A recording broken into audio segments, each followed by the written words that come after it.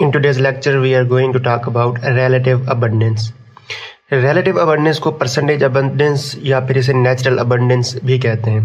देखें, कोई भी एक एलिमेंट लें, ऐसा एलिमेंट जिसके एक से ज़्यादा आइसोटोप्स हों। लास्ट लेक्चर के अंदर हम आइसोटोप्स पढ़ के आ चुके हैं, आपको आइडिया होगा कि आइसोटोप्स क्या है। जिसके एक से ज़्यादा आइसोटोप्स हैं तो उन आइसोटोप्स के नेचर के अंदर जो मिकदार है वो डिफरेंट होती है। फॉर एग्जांपल, अगर आपके पास हाइड्रोजन है तो अगर हम नेचर से 100 ग्राम जो है हाइड्रोजन लें तो उसके अंदर कितनी मिकदार में प्रोटियम होगा, कितनी मिकदार में ड्यूट्रियम होगा, ये कहते हैं, इसे हम कहते हैं परसेंटेज अबंडेंस, यानी the percentage of isotope in a mixture of isotopes. एक एलिमेंट के आइसोटोप्स का जो मिक्सचर है उसके अंदर किसी एक स्पेसिफिक आइसोटोप की परसेंटेज कितनी है, इसे हम रिलेटिव अबंडेंस कहते हैं। The percentage of N isotope of N isotope in a mixture of isotopes of an element is called relative abundance.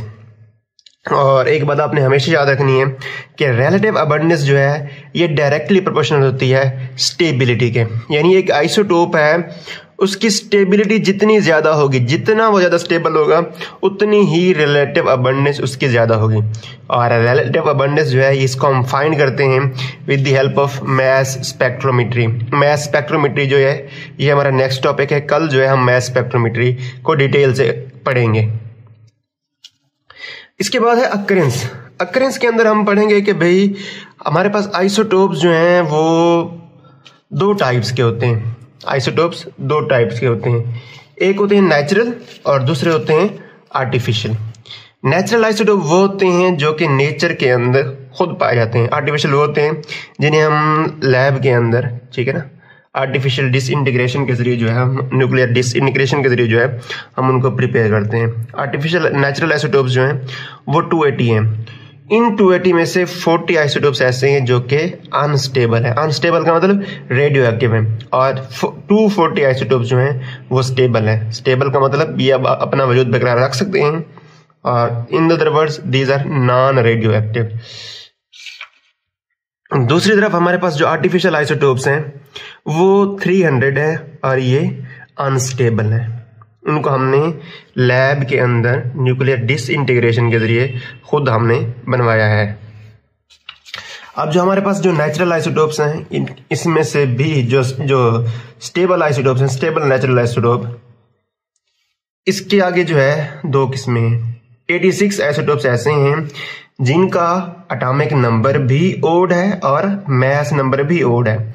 यहाँ पर O से मुराद ओड है, और Z से मुराद एटॉमिक नंबर, A से मुराद मास नंबर। 86 ऐसे हैं जिनका एटॉमिक नंबर भी ओड है और मास नंबर भी ओड है, जबकि 154 ऐसे हैं जिनका एटॉमिक नंबर भी इवन है और मास नंबर भी इवन है।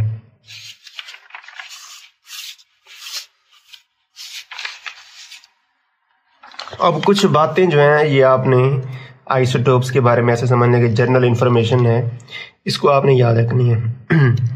ओड एटॉमिक नंबर, ऐसे एलिमेंट जिनका एटॉमिक नंबर ओड होता है उनके कभी भी दो से ज्यादा स्टेबल आइसोटोप्स नहीं होते। दो से ज्यादा स्टेबल आइसोटोप्स मैं कह रहा हूँ, स्टेबल लफ्ज स्टेबल कह रहा हूँ, क्योंकि हाइड्रोजन जो है, हाइड्रोजन का एटॉमिक नंबर भी तो ओड है ना, लेकिन उसके तो आपने 3 आइसोटोप पढ़े होंगे, तो फिर वो कैसे हैं? असल में हाइड्रोजन के 2 ही स्टेबल आइसोटोप हैं, तीसरा आइसोटोप जो है वो स्टेबल नहीं है, वो रेडियो एक्टिव है, वो आर्टिफिशियल है, ठीक है।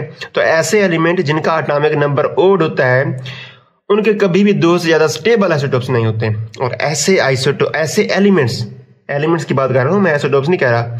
अगले 2 पॉइंट्स जो है हमारे आइसोटोप्स के बारे में है, पहले 2 पॉइंट्स ये एलिमेंट के बारे में है। इवन एटॉमिक नंबर, जिनका एटॉमिक नंबर जो है इवन होता है, यानी मल्टीपल ऑफ 2 होता है, तो उनके जो है आइसोटोप्स बहुत ज्यादा होते हैं। और ऐसे आइसोटोप्स जिनका जो मास नंबर होता है वो मल्टीपल ऑफ 4 होता है, वो बहुत ज्यादा अबंडेंट होते हैं।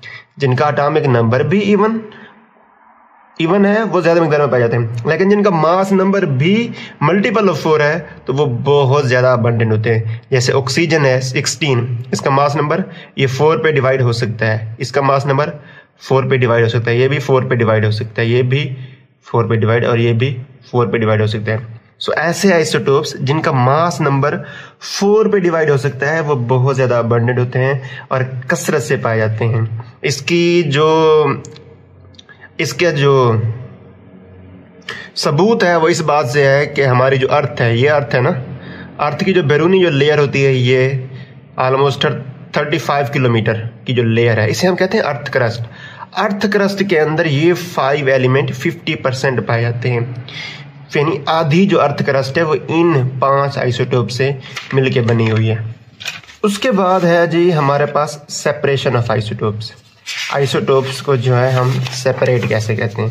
देखिए आइसोटोप्स पीछे आप पढ़ के हैं कि आइसोटोप्स की जो केमिकल प्रॉपर्टीज होती हैं वो सेम होती हैं। अब केमिकल प्रॉपर्टीज सेम होने की वजह से हम इनको केमिकल मेथड के जरिए से अलग नहीं कर सकते, अलबत्ता फिजिकल मेथड्स हैं जिनके जरिए हम इनको अलग कर सकते हैं। इनके जस्ट आपने नाम याद करने हैं।